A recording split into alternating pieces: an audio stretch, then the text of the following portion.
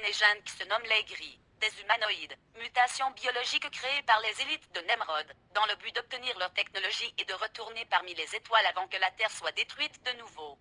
Toutefois, les patriarches de la lignée de Seth gardèrent l'intégrité de la foi jusqu'à Noé, ce qui permit de défaire le plan d'Aconite et de préserver la promesse intacte.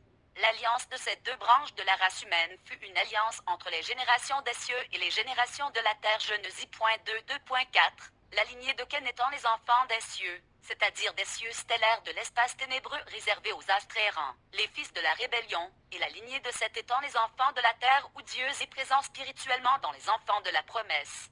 Nous pouvons très bien concevoir le déroulement des rapports qui conduisirent à l'union des Conétosétites. Le point de départ fut l'infiltration d'un enseignement spirituel qui plaisait au cœur charnel de l'homme dans le but de l'égarer de Dieu.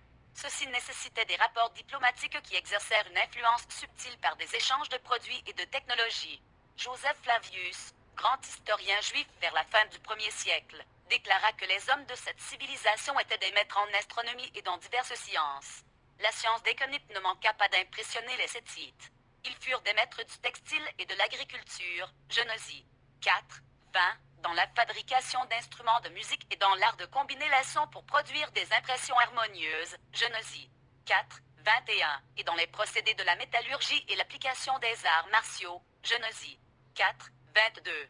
Mais l'élément qui exerça le plus d'influence chez les Sétites fut le laxisme de la conduite licencieuse des Kénites, Genèse 4, 19, qui propagea le sensualisme, dans le but d'aveugler l'esprit par les sens.